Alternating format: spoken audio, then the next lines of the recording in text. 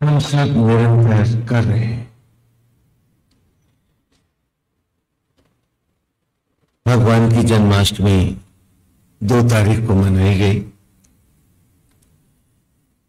और उसी के साथ हमने देखा कि गुरुकुल में ईश्वर की लीला कथाओं के द्वारा बच्चों को हम कैसे सुशिक्षित करते रहे और भगवान श्री कृष्ण की देन इतिहास के रूप में भी हमारे जीवन में क्या है। ईश्वर की लीला का अर्थ है ल्यूसिड एक्सपोजिशन ऑफ ट्रूथ, सत्य का नाटकीय प्रस्तुतिकरण।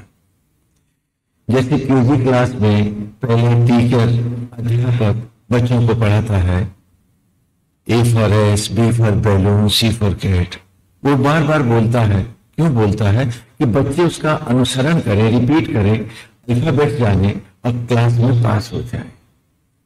तो यहां लीलाओं का उद्देश्य केवल एक इतिहास को जानना नहीं होता, वरन उसकी पृष्ठभूमि में वो हमको क्या दिखा रहे हैं, हमारा जीवन कैसा होना चाहिए, हमें उस पर किस प्रकार ढल के जीना चाहिए। वही इस लीला का, भगवान की लीला का उद्देश्य होता। तो हमने देखा कि भगवान के जन्म का स्वरूप कि कृष्ण कंस की जेल में पैदा होते हैं। हमने इसके रहस्य को जाना कि हमारा मन ही तो कंस है।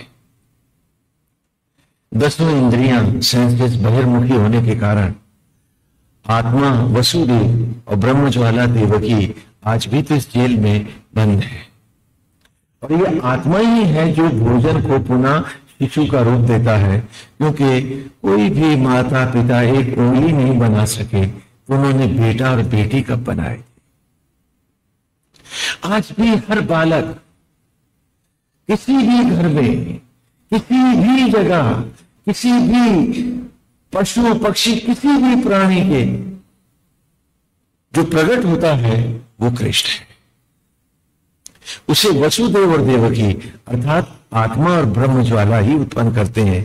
और फिर हमने विस्तार से जाना कि भगवान वहां से गोकुल में आते हैं तो कंस नाना प्रकार के असुर भेजता है।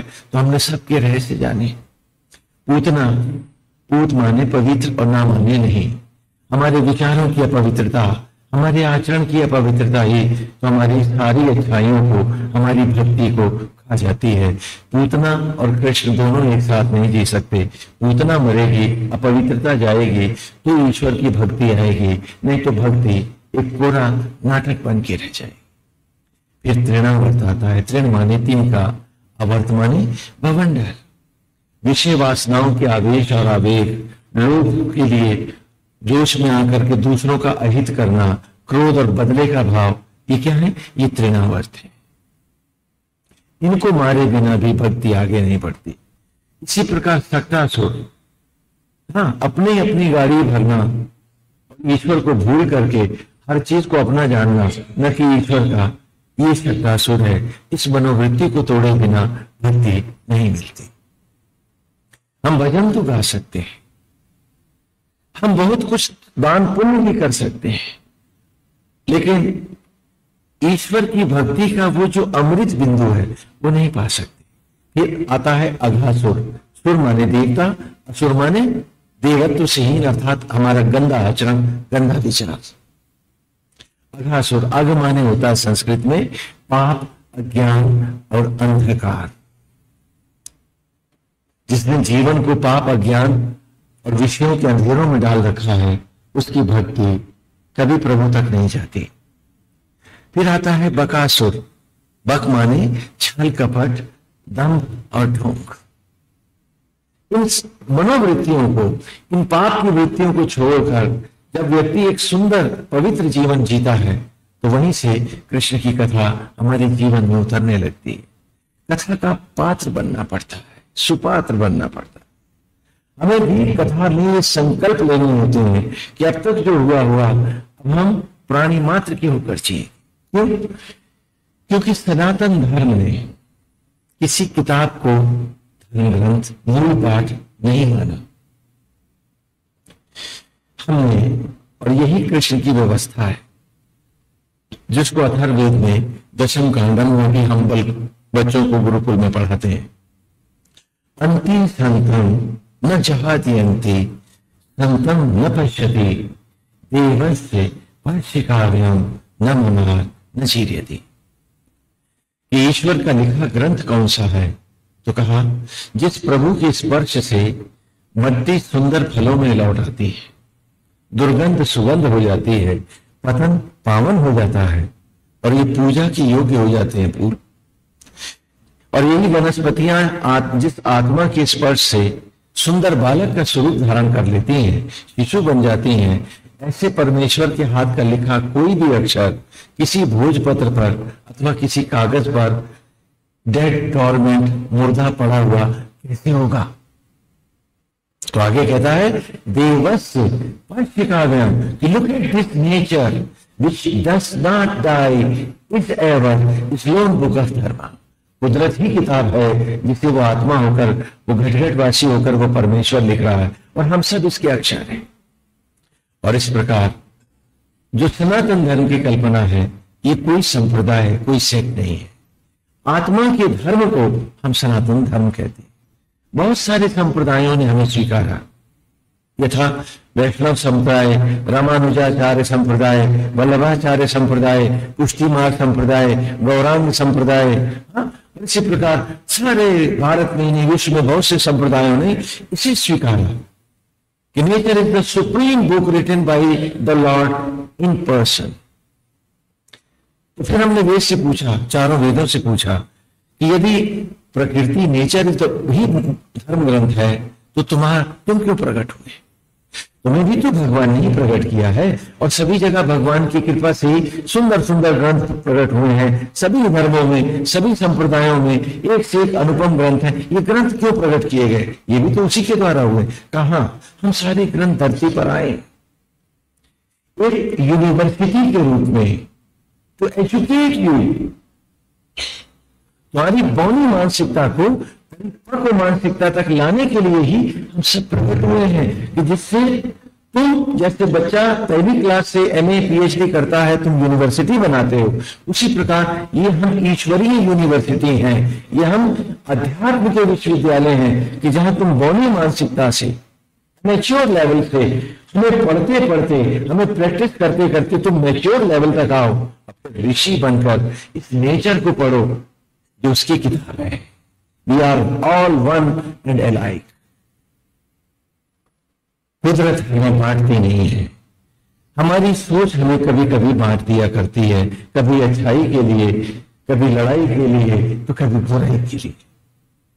वरना कृष्ण की यही मान्यता हमें उसके महाकाव्य में भी, भगवान वेदव्यास की कथा में भी मिलती है। ये भगवान कहते हैं कि संसार एक बाग है, एक बगीचा है जिसमें नाना प्रकार के पेड़ पौधे, वनस्पतियां, जीव जंतु जीवन पाते हैं और आत्मा होकर, रूह होकर वो खुद ही, वो स्वयं हर जीव की जूठन को रख नहीं बदलता, उसे संतति से वरद करता है, उसे जीवन देता है। वो आत्मा ही शबरी का राम है, वो जो सब में बैठा है। तो कहा कि परमेश्वर ने जब ये धरती बनाई, पेड़ पौधे बनाए, पशु पक्षी बनाए, ये सारे जीवधारी बनाए, उस परमेश्वर ने जो लीलाओं के द्वारा सबको उत्पन्न कर रहा है, क्योंकि आत्मा के आगे हम परम लगा दें तो क्या बनेगा? आत्मा के पहले अगर हम परम लगाएं तो क्या बनेगा? परमात्मा।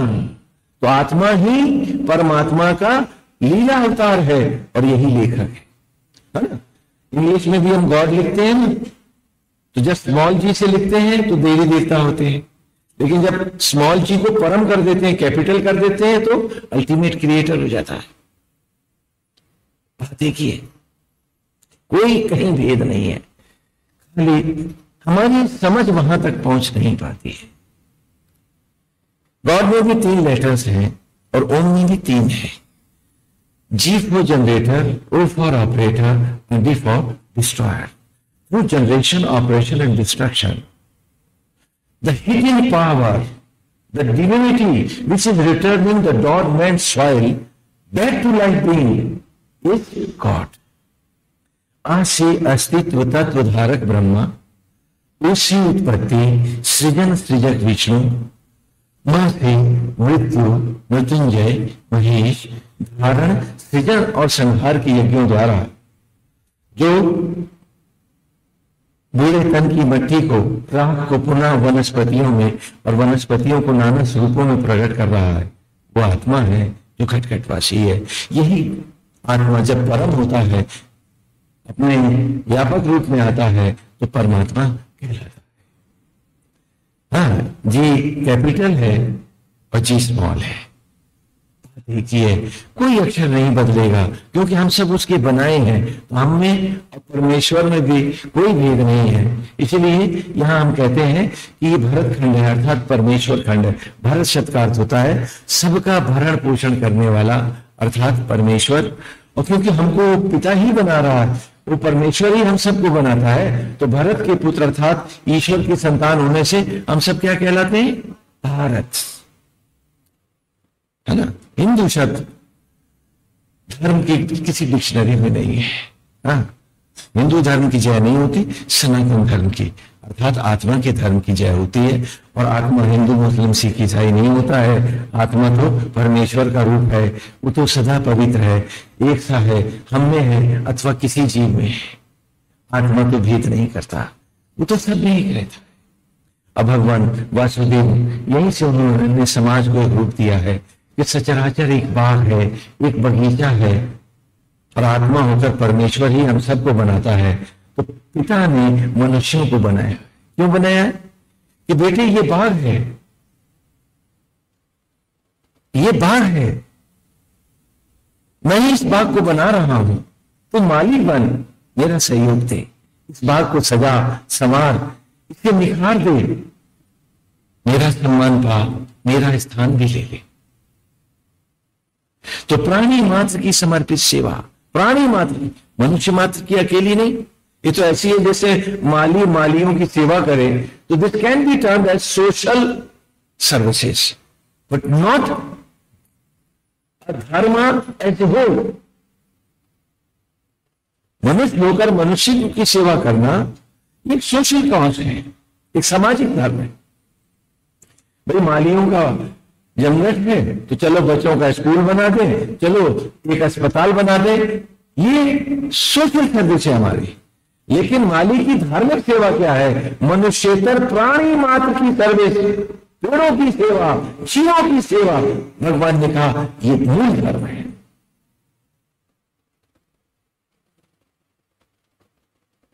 क्योंकि आप ही बताओ मुझे, अगर माली बाग को उजाड़ने लगे, पेड़ पौधों को तबाह करने लगे, पशु पक्षियों को मारने लगे, जब उजड़ जाएगा बाग तो मालिक भी तो कहेगा बाग ही नहीं, तो मालिक का क्या काम? भगा दो उनको, इन्हें भी उजाड़ दो। तो अगली बारी हमारी होगी। हम अपने धर्म से विमुख ना हो।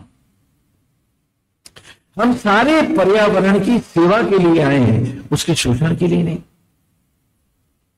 जब तक गाय को आप माता मानते थे, उसे पवित्रता की मूर्ति मानते थे, तो आपके संस्कार भी पवित्र थे। लेकिन जब से दूध नहीं देती है तो जानवर को बेच दो, तो जब सारे परिवार को वर्षों दूध पिलाने वाली मां भगाई जा सकती है, तो बूढ़ा बूढ़ी को अगर बेटे घर से भगा देते हैं तो क्या गलत करते हैं? उसने तो कुछ ही महीने दूध पिलाया था। ह्यूमन साइकी को मैला मत करो। जीव मात्र में प्रभु का दर्शन करोगे तो तुम्हारी औलादें भगवान बनेंगी। भजन गाने से या खाली नाटक करने से कुछ नहीं होगा, भजन बन के जीने से सब कुछ मिल जाएगा। यही भगवान की लीला का रहस्य है जो हम पढ़ते चले आ रहे हैं। वे मथुराधीश हुए हैं तो मथुरा का साम्राज्य लेते ही श्री कृष्ण ने एक नई व्यवस्था आरंभ की। उसने कंस की टैक्सेशन को खत्म कर दिया और उसकी जगह दान को, डोनेशंस को ले आया। और उसने सारे समाज को सुव्यवस्थित करने के लिए तपस्वी, ऋषि, एजुकेशन, इसी को विस्तार दिया। Educate the masses. हाँ, तो वहां सामूहिक एजुकेशन है। आज हम आंगनबाड़ी करते तो हैं, लेकिन कृष्ण नहीं है उसमें, कुछ होता नहीं। बता रहे हैं अब तो कुछ खिलाते पिलाते भी नहीं है, देते भी हैं तो सब सड़ा सा दे के चले जाते। हाँ, तमाम शिकायतें अखबार में पढ़ने के बाद। हाँ, वासुदेव ने भी यही किया था क्या था कि उसने एक ही व्यक्ति के जीवन को 4 भागों में बांटा था। पैदा हुआ, अज्ञानी है, अज्ञान से लिप्त होने के कारण ही वो शूद्र कहलाया। गुरुकुल में आया, वो वैश्य हो गया, क्योंकि ज्ञानार्जन ही धनार्जन है। जब क्षत्र को धारण किया, यज्ञोपवीत का गांडीव धोरा हुआ, गृहस्थ बना, तो क्षत्रिय कहलाया। और जब सारे समाज को एजुकेट करने, सब में अपनी ही आत्मा को देखने, पिता की भांति सबका होकर जीने चला, वानप्रस्थ हुआ, तो ब्रह्म अर्थात आत्मा के मार्ग के अनुसरण से वो ब्राह्मण कहलाया। और जब सेवाओं को करने के बाद लपटें भीतर जलने लगे, तो पहले लपटें वो आत्मा से जुड़ने सदा सदा के लिए चल दिया, वो सन्यासी हो गया। ये व्यवस्था श्री कृष्ण की दी हुई है, जो ब्रिटिश गुलामी तक चली आई। लंदन में वहां के लाइब्रेरी में, मेन लाइब्रेरी में मैंने वो लेटर्स पढ़े उन दिनों कि letters of the chief secretary to the crown. तो उसमें पहले लेटर में ही वो लिखता है, whatever we are investing in this company, in this country, हम इस देश में जो भी पैसा डाल रहे हैं उसको निकालना आसान नहीं होगा, क्योंकि यहां टैक्सेशन नहीं है। यहां राजा में और साधारण व्यक्ति में भी कोई भेद नहीं है। नगर सेठ के पास ज्यादा गहने हैं, रानियों के पास नहीं है। उनको जब तक अलग नहीं किया जाएगा, टैक्सेशन को दोबारा डेवलप नहीं किया जाएगा, Whatever we are investing in this country, इस देश में जो भी हम डाल रहे हैं उसे रिकवर नहीं किया जा सकता है। मुझे लगा कि उस युग की पीड़ा इस लेटर तक आई है। There had been no taxations, कोई लगान नहीं था। वो लेटर अपने में एविडेंट है। और तब उसने परमिशन मांगी कि हम यहाँ टैक्सेशन के लिए जमींदारी प्रथा शुरू करें, तो पहली बार वो जमींदारी प्रथा शुरू हुई। आगे लेटर में लिखता है कि यार ढूंढे मजदूर नहीं मिलता, we can not get a labour, क्योंकि छोटी छोटी भी जिसके पास जोते हैं वो सुखी है, क्योंकि कोई लगान नहीं देता। हर व्यक्ति राजा का राजा को दान करके आता है अपनी इच्छा से, और राजा भी इसी में संतुष्ट है। तो जब तक हम टैक्सेशन को नहीं लाएंगे, तो जैसे ही टैक्सेशन आई, लगान शुरू हुआ। हाँ, इससे पहले इस्लामिक पीरियड में जहां जहां जजिया लगा वो एक अलग बात है। मैं उन स्टेट्स का वो वर्णन कर रहा है जो इनसे बचे हैं, बोली यहां लगान भी नहीं। तो जब पहली बार लगान वसूलना शुरू हुआ और लगान बढ़ने लगे, तो छोटी जो जोते थे, छोटे किसान जो थे, उनकी खेती महंगी हो गई। और तब वहां से भारत में गरीब मजदूर फुटपाथों पर आने लगा। ये उन चिट्ठियों को यदि आप पढ़ें तो आपको लगेगा कि उसका प्रभाव कितना भारी था। और आज भी आप दान दे के तो प्रसन्न है, टैक्स दे के तो नहीं। यहां तक कि इनकम टैक्स ऑफिसर भी चाहता है कि कितना इनकम टैक्स चुरा ले, वो बचा ले, रेड मारने के लिए चला जाता है दूसरों के घर में। कंस और कृष्ण का यही भेद आदिकाल से रहा। जब कृष्ण मथुराधीश थे, थोड़ा सा लीलाओं में भी चलेंगे भगवान की। हाँ, लीला का भी अमृत पान करते चले, क्योंकि लीलाएं ही जीवन का, भक्ति का सत्य दिखाती है। ज्ञान भी है तो वो किस काम का, यदि ज्ञान के साथ लीला का प्यार, लीला का प्यास, भक्ति का मोह ये जुड़ा नहीं है, तो ज्ञान बड़ा सूखा होता है, बड़ा नीरस होता है, कोई मजा नहीं देता है, और शायद उसका टोटल एप्लीकेशन भी हम नहीं पाते हैं। तो थोड़ा सा एक लीला छोटी छोटी लेके चलते हैं, क्योंकि हमें कथा में भगवान का प्रयास करेंगे पूरा स्वरूप ले। हाँ, गीता अगर नहीं ले पाएंगे तो जो वेद पढ़ा रहे हैं उसमें महाभारत साथ ही चल रहा है, तो यथा समय श्रीमद् भगवद गीता पर विस्तार से चर्चा करेंगे। वो हम सब की जीवन की कहानी है। हम सब कृष्ण के जैसे ही जन्मे हैं, हमें नहीं भूलना चाहिए। तो हमारे में भी उनकी अच्छाइयां यदि नहीं है, तो हमारी पूजा पूजा नहीं है, हमारी भक्ति भक्ति नहीं। हमें उन्हीं के सदृश बन के दिखाना है। गोविंद हरि। तो वासुदेव ने ये सारी व्यवस्थाएं की हैं। वेदों का संकलन पुनः होने लगा है, लुप्त होते हुए वेद भी संकलित हो रहे हैं। बलराम ही, बाबू भैया जो हैं उनके बड़े भाई बलराम जी हैं, वे ही उनका राज्य पाठ का सारा कार्यभार संभालते हैं। और कृष्ण ने कहा है वो गृहस्थ नहीं होगा। कृष्ण ने कहा है वे गृहस्थ नहीं होंगे। बहुत से राजाओं ने चाहा है कि वे स्वयंवर की घोषणा करें और कृष्ण वहां पधारे, लेकिन गोविंद ने कहा है कि वे एक सेवक, एक तपस्वी की तरह हर घर को अपना घर बनाएंगे और गोविंद गृहस्थ की ओर नहीं जाएंगे, इसलिए वो कहीं किसी के स्वयंवर में नहीं जाएंगे। ये ऐतिहासिक सत्य है। वो जितनी आप रास लीलाएं वगैरह कृष्ण की देखते हैं वो उनकी 10 वर्ष की आयु तक सीमित है, जो कि मैं पहले भी आपको स्पष्ट कर चुका हूं। और राधा उनसे 18 बरस बड़ी है। उनका मुलाकात कृष्ण से कब होती है? जब वो 3.5 बरस के थे। हाँ, लेकिन कृष्ण जब गुरुकुल से लौटे हैं तो उन्होंने, बहुत से राजाओं ने चाहा है कि मथुराधीश हमारे यहाँ पधारे, लेकिन कृष्ण ने कहा है कि वो गृहस्थ नहीं बनेंगे, वे सेवक ही रहेंगे, प्रजा की सेवा में रहेंगे और एक तपस्वी और योगी के जैसा ही उनका जीवन होगा।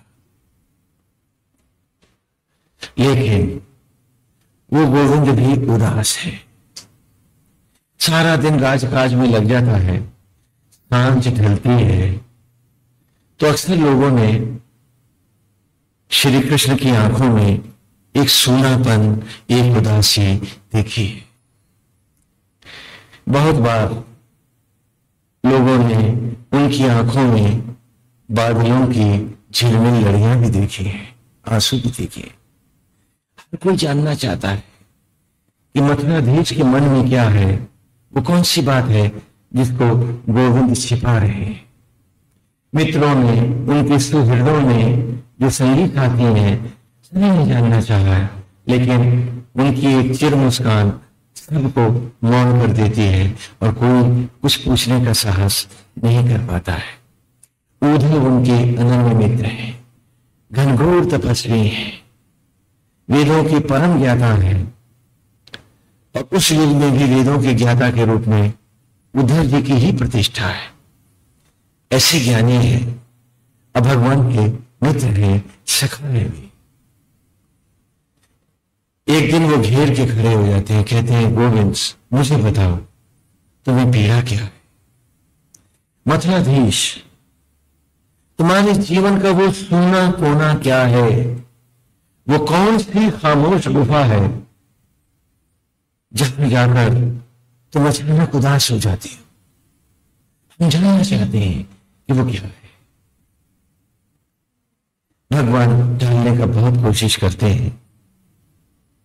जब उद्धव जी हठ ठान के बैठ जाते हैं तो श्री कृष्ण कहते हैं उद्धव ब्रज मोहि बिसरत नाहि। कहे उद्धव, वो भोला बचपन मेरा, वो ब्रज की गलियां, वो करील के कुंज, गौओं की गलों की घंटी की रुनन झुनन, कान्हा कान्हा चिल्लाते ग्वाल बालों के समूह, वो गोप गोपियों का प्यार, नंद और यशोदा का माता और पिता का वो भरपूर प्यार का सागर, उधर मैं भूल नहीं पाता हूं। उधर वे भी मेरे बिना उदास है, वो भी मेरे बिना तड़प रहे हैं। उधर जब जब वो मेरे ध्यान में दुखी होते हैं, रोते हैं, तो आत्मा से आत्मा कुराह होती है, तो मैं अनजानी ही पिघल पिघल जाता हूं, रह जाता हूं। उद्धव ब्रज मोहि बिसरत नाहि, भगवान कहते का उद्धव जो माखन और मिश्री का, उन ग्वालों के भोजन का जो सुख है, मुझे यहाँ के सुंदर पकवानों में नहीं मिलता है। यहाँ के पुते चेहरों में, यहाँ के सभ्य समाज में मैं वो रस नहीं पाता हूं उद्धव, जो मैं बचपन में ब्रज की गलियों में खो आया। तो उद्धव जी कहते हैं गोविंद जी आप क्या कह रहे हैं? कहा उद्धव ये सत्य है। जब मैं 3.5 बरस का छोटा सा था तो मेरे उस भोले बचपन को अपनी गोद में उठाकर श्री राधा ने संवारा था। वो मेरी गुरु भी है और मेरी प्रेमिका भी है। वो मेरा सर्वस्व है उद्धव, और वो महातपस्विनी मुझे न देखकर निरंतर उदास रहती है। उद्धव, उसकी पीड़ा अनजाने ही मेरे भीतर तक मुझे गहरे छू जाती है और मैं बरस जाता। उद्धव, आत्मा से आत्मा को राह होती है। जब जब वो मेरा ध्यान करके दुखी होते हैं, मैं दुखी हो जाता हूं। देखो, यहां भक्ति रस से पगा ज्ञान और कोरा ज्ञान दोनों सामने आते हैं। उद्धव कहते हैं, वासुदेव ये आप क्या कह रहे हैं? कृष्ण, तुम ऐसा बोल रहे हो? हाँ, सांदीपनी ऋषि के आश्रम में उनके परम शिष्य वेदों की ज्ञाता, और तुम ऐसी फुअर गवार बातें करते हो? उद्धव जी कहते हैं। कहा, क्या कहा उद्धव? लगता है तुम कुछ बहुत अच्छा कह रहे हो। हाँ, मेरी पीड़ा को तुम फुअर और गंवार बता रहे हो। उद्धव, कुछ और विस्तार करो, कुछ थोड़ा और बताओ। क्योंकि विद्वान बोल जाता है, भक्त जो जीता है वही बोलता है। हाँ? तो कहा, कुछ और बताओ। उद्धव कहते हैं, कृष्ण, उन फुअर गवार गोपियों के लिए दुखी होना, हाँ? अतीत के अंतरालों में भटक कर अपने वर्तमान को बर्बाद करना, क्या ये अनुचित नहीं है? भगवान ने कहा, उद्धव, लगता है तुम ज्ञान की बात कर रहे हो, मेरे को भी ये ठीक समझ में आ रही है, कुछ और बताओ। वासुदेव कहते, कहा कि जीवन का, मनुष्य जीवन का अभीष्ट तो यही है कि अतीत को विराम दे, पास्ट को भूल करके वर्तमान को ईश्वर में, समाधि में, यज्ञ में बिता। जो बीत गया सो बीत गया। हाँ, परे ही विग्रमास्त्रितम इंद्रम पृछा विपश, वेद में दिया है। हाँ, और उद्धव अपने से भी ऋग्वेद को ही कहा रहा। देखो ना, ऋषा को जानकर, ज्ञान को जानकर यदि हम एप्लीकेशन नहीं जानते हैं तो शायद हम भी भूल कर जाते हैं। हम सबसे भूल होती है। तुम्हारे पास बहुत सुंदर बीज हैं, बड़े उन्नत बीज हैं, लेकिन अगर तुम्हें खेती करना ही नहीं आता है तो सारे बीज सड़े तो जाएंगे। तो ज्ञान भी हो, उसका टोटल एप्लीकेशन भी होना चाहिए। नहीं तो वेद का अमृत भी हम तक नहीं पहुंचता है और हम दम्भ के ज्ञानी होकर भटकने लगते हैं। कहा, उद्धव, कहा कि जीवन का अधीश तो परम ब्रह्म की प्राप्ति है, आत्मा से जुड़ना है, और तुम उन गोपियों के ध्यान में वर्तमान को नष्ट कर रहे हो, दुखी हो रहे हो। आप तो खुद तपस्वी हैं, ज्ञानी हैं, आपने गृहस्थ होना भी नहीं स्वीकारा है, और फिर भी आप उनके दुख में दुखी रहते हैं। भगवान, ये आपको शोभा देता है? मथुराधीश उद्धव कृष्ण के संबंधी हैं, हाँ? दूर के रिश्ते में बड़े भाई भी लगते हैं वो, जैसे बहुत से संबंध होते हैं, और परम विद्वान हैं, ज्ञानी हैं, और भगवान के अभिन्न मित्र हैं श्री कृष्ण के। वो कृष्ण को एक मित्र और एक सखा के रूप में ही जानते हैं, तो उपदेश दे रहे। तो कहा कि आपको चाहिए कि सारे अतीत को भुलाकर आप वर्तमान को जिए और योग की उस परमावस्था को प्राप्त हो। आपको तो योगेश्वर है, आपको तो योगेश्वर धर्म की, आपकी तो आप स्वयं परिभाषा है। तो भगवान कहते हैं, उद्धव, तुम बिल्कुल ठीक कह रहे हो। ईश्वर भोले अज्ञान को भी कितने प्यार से सहलाता है, ये भी देख लो। हाँ, तुम ठीक कह रहे हो। ये तुम नहीं, तुम्हें परमेश्वर ही बोल रहा है उद्धव। लेकिन उद्धव, मेरी भी एक मजबूरी है, मेरी भी एक अवस्था है। उद्धव, तुम तो जानते हो आत्मा से आत्मा को राह होती है, मैं क्या करूं? सब गांव के गोप और गोपियों ने, नंद और यशोदा और राधिका सब मुझे ही भगवान मानते हैं और वो मेरा ही ध्यान करते हैं। तो जब भी वो मेरा ध्यान करते हैं तो वो मेरे समीप हो जाते हैं। आत्मा से आत्मा को राह होती है। There is a telepathic tie between me and my devotees. वो दिन बोले बोल जाते हैं, दिन कहे कह जाते हैं, नहीं होते हैं सामने तो भी मेरे हर भाव बदल जाते हैं। तो कहा उद्धव तुम एक काम क्यों नहीं करते, क्या कि तुम वृंदावन जाओ और उन गोपियों को तुम अपना ब्रह्म का ज्ञान दो, जिससे वो मुझको भूले और वो ब्रह्म की साधना में लगे।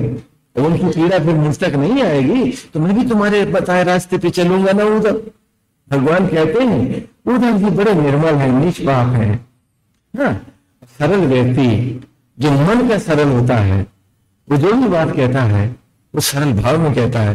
हाँ, तो वो हाँ, अन्यथा तो आपको लगेगा कि वो कृष्ण का अपमान कर रहे हैं ना, वो अपने मन की भोली बात कह रहा है। अरे वो तो देवता है, वो तो कही गई। हाँ? तो भगवान भी उसको कितने प्यार से लेते हैं। हमारा भी यही स्वभाव होना चाहिए। हाँ? तो कहा कि उद्धव तुम ऐसा करो कि तुम उनको जाकर के मेरी भक्ति से हटा दो, तुम उनको साधना का नया रास्ता दिखा दो उद्धव। तो जब वो मेरा ध्यान ही नहीं करेंगे, मुझे भी सुधि नहीं आएगी, क्योंकि मैं उनके अधीन हो जाता हूं जब वो मेरा ध्यान करते हैं। भगवान कहते हैं कि मैं तो भक्त के अधीन होता हूं, उनकी भक्ति छू जाती है तो मैं तो उन्हीं का रूप बन के रह जाता। क्या बात है, हमारी भक्ति, हमारी तड़प यदि भोली है और ईमानदार है तो परमेश्वर को हिला देती है। हाँ, मन को सदा भोला और निर्मल रखो तो भूल को भी वो तुम्हारी प्यार देगा, बहुत प्यार करेगा। वो तो प्यार का देवता है, ईश्वर जो है। प्यार न देगा तो आत्मा होकर मेरे शरीर को, जूठन को रख में क्यों बदलता। हम पाप करते हैं, हम झूठ बोलते हैं, हमारे आचरण मैले हो जाते हैं, फिर भी वो दयालु हमें सांसें में धड़कने देता है। हम सो जाते हैं, आत्मा होकर वो सोता नहीं है। यदि प्यार की परिभाषा जाननी है तो आत्मा में झांको। ये आपके आपस के प्यार, अभी नरम फिर गरम, अभी नाराज अभी सुखी और अभी बदला लिए धनुष बाण लिए खड़े, ये प्यार नहीं है, ये नाटक है। जिसने आत्मा में आकर के प्यार को नहीं सीखा उसने जीवन में कुछ नहीं पाया है। प्यार को वो जानता ही नहीं है। प्यार गोविंद है और वो घटघटवासी है, वो आप ही के भीतर बैठा है। आज भी वो आपकी जूठन को रख में बदलता है, आपकी आंखों को रोशनी देता है। आप झूठ और कपट भी करो, भजन करो न करो, वो फिर भी सांसें देता है और रोम रोम प्यार करता है और मां बन के तुम्हारे तन का मैला भी धोता है। ये कृष्ण है। उसे अपने से दूर नहीं, अपने भीतर देखो, अपने भीतर पढ़ो, feel Krishna in your own self, और वो सब में है। ये जानकर कभी सबसे को कृष्ण के जैसा प्यार करो। ये कृष्णा कॉन्शियसनेस है और ये सनातन धर्म है और ये गुरुकुल में हम बच्चों को पढ़ा रहे हैं। क्योंकि हमने बताया था गुरुकुल में इन कथाओं को, लीला कथाओं को हमने क्यों लिया, इतिहास को क्यों गुरुकुल की शिक्षा का अंग बनाया, उसको भी तो आप समझ लें। आज एजुकेशन में यज्ञोपवीत नहीं, नए 3 सूत्र हैं। अच्छी नौकरी, बढ़िया तनख्वाह और मोटी ऊपर की। तो आपका बेटा पैदा तो कृष्ण सा होता है और धीरे धीरे कंस हो जाता है। What's the purpose of his education, what's the purpose of his life?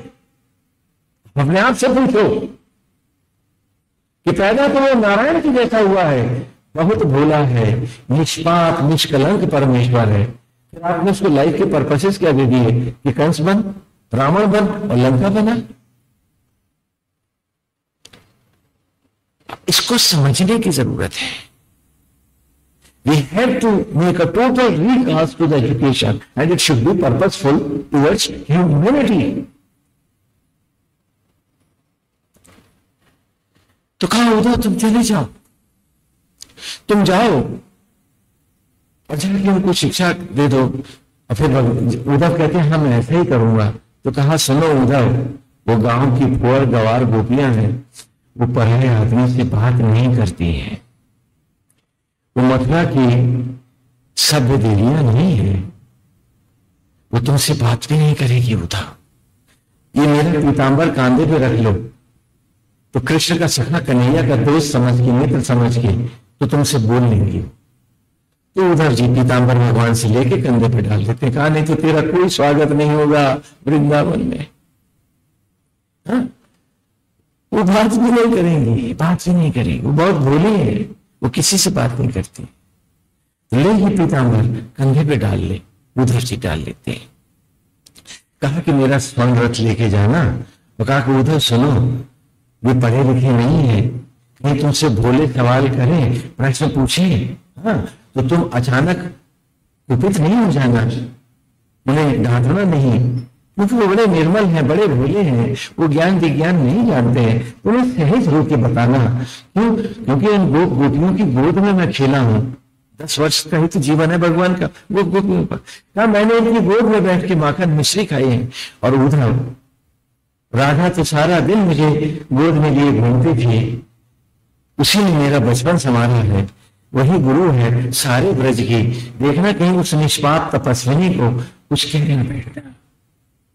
कहा तुम परेशान क्यों होते हो गोविंद, मैं ऐसा ही करूंगा, मैं बहुत संयम होकर बात करूंगा।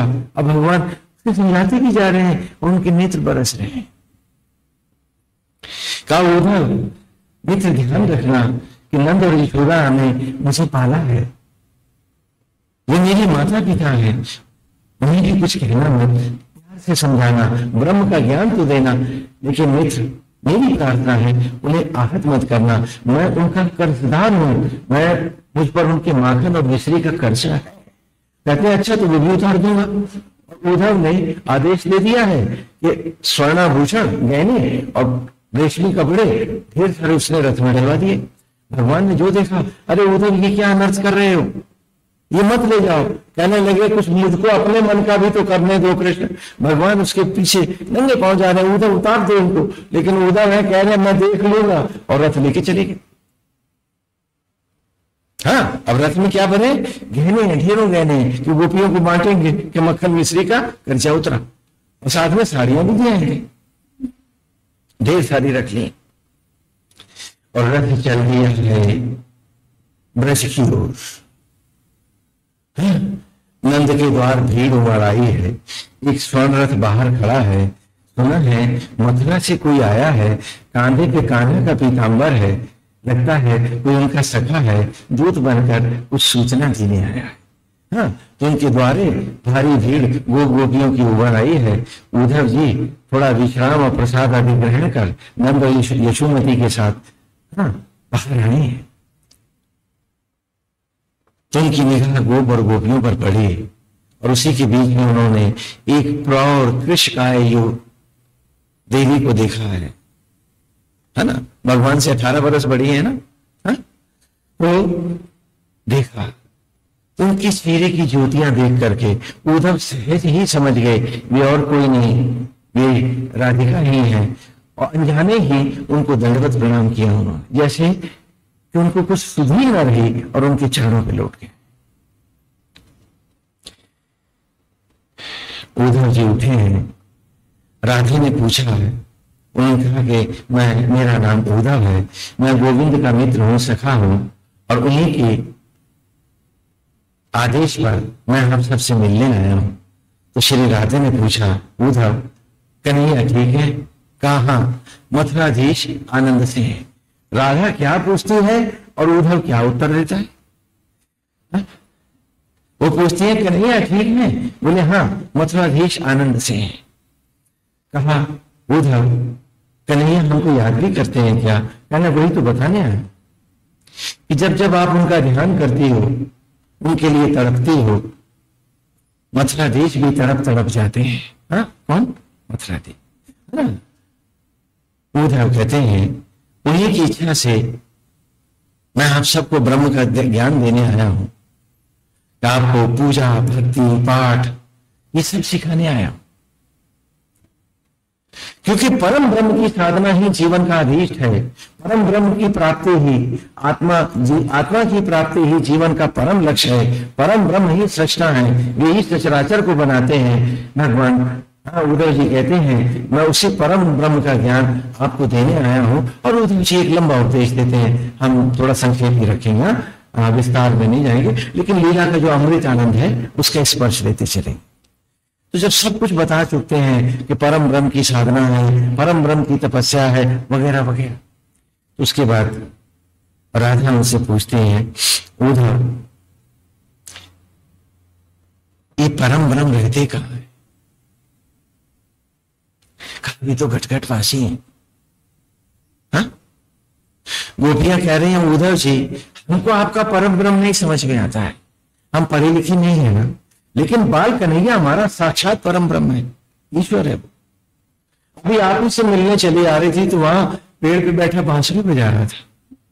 मैं दौड़ी उसको पकड़ने के लिए कि आज तो आ गया मेरे कब्जे में। मैंने बाहों में भर लिया, बस पेड़ का तना ही मेरे हाथ में आया, लाला लोप हो गया। वो तो छलिया है ना, तब मैं बहुत रोई, बहुत रोई। नंद कहते हैं, उद्धव तू पता नहीं किस परम ब्रह्म की बात कर रहा है।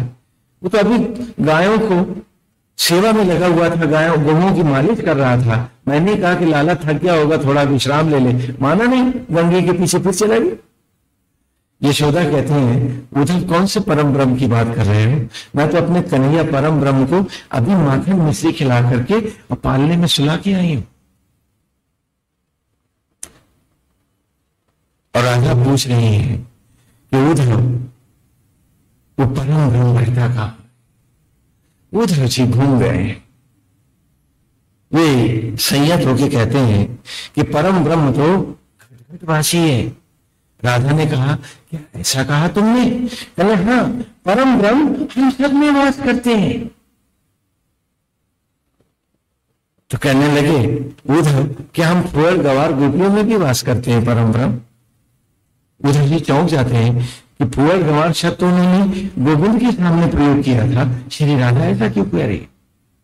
कहा क्या हम फुअर गवार गोपियों में हम पढ़े लिखे नहीं है ना, तो उधर क्या हमने भी परम ब्रह्म वास करते हैं? तो उधर जी कहते हैं वो घटघट वासी है। कहने क्या मथुराधीश में भी परम ब्रह्म वास करते हैं? उद्धव कहते हैं कृष्ण में भी परम ब्रह्म वास करते हैं, सब में वास करते हैं। और फिर श्री राधा कहती हैं, उद्धव मुझे संयत होकर उत्तर दो, तुम तो परम ब्रह्म के उपासक हो ना? कहा हाँ श्री राधे, मैं तो परम ब्रह्म की ही उपासना करता हूं, मैं उन्हीं में तपता हूं। तो कहा, उद्धव मैं तुझे परम ब्रह्म की सौगंध देती हूं। ध्यान से सुनो, रहस्य प्यार है, खुल रहा है कि उद्धव मैं तुझे आज परम ब्रह्म की सौगंध देती हूं।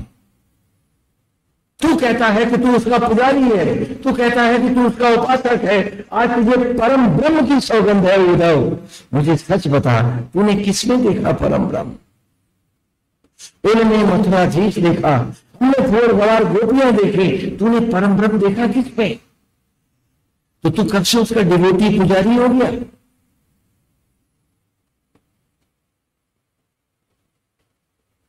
तूने जब किसी ने परम ब्रह्म आज तक देखा नहीं, तो तू उसका पुजारी और भक्त कब हुआ था?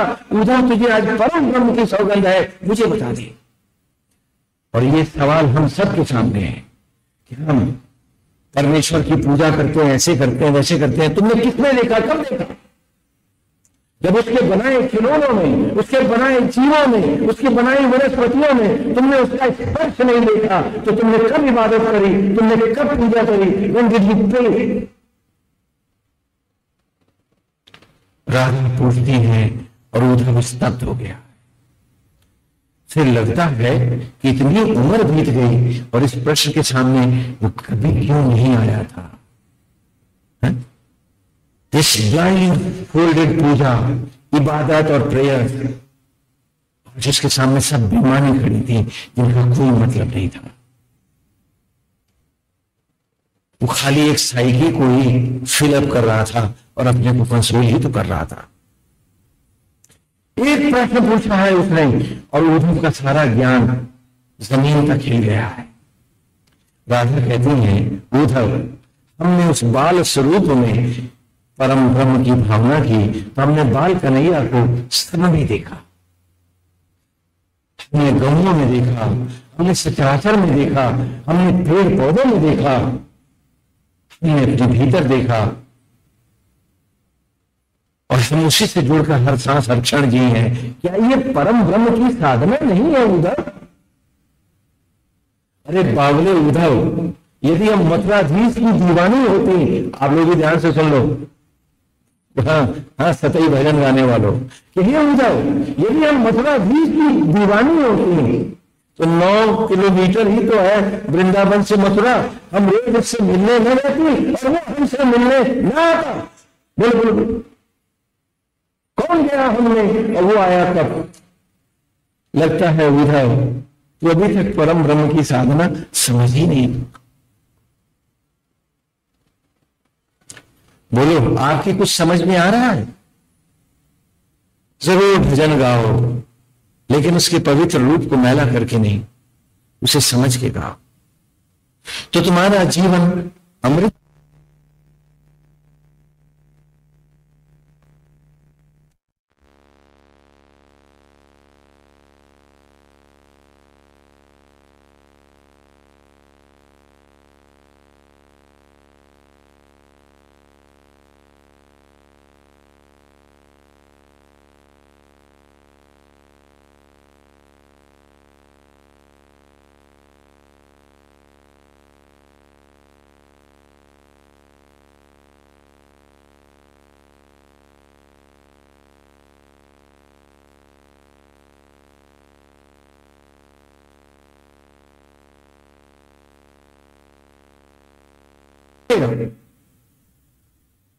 ये रोज आती है और वहां लोग कहते भी हैं कि अभी शाम को झांकी होगी गोपाल की, मथुराधीश का दर्शन होगा, दर्शन लेके जाना। तो कहते हैं नहीं, मुझे जल्दी है, कन्हैया अकेला है ना घर में, कहीं उदास न हो जाए। वो दौड़ी घर आती है। क्या ये परम ब्रह्म की साधना नहीं है? क्या ये प्यार में डूबी हुई, ज्ञान में डूबी हुई, क्या ये एक पूर्ण इबादत नहीं है? पूर्ण परम ब्रह्म किसने देखा? उद्धव को लगा है कि वो खड़ा नहीं रह पाएगा, निष्पाप है, निर्मल है।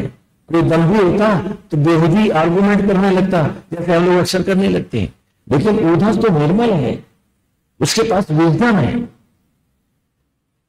उद्धव पिघल पिघल गया है, नेत्रों से आंसू बह रहे हैं और भीत का सहारा, दीवार का सहारा ले लिया है उसने। वो खड़ा भी तो नहीं रह पा रहा है।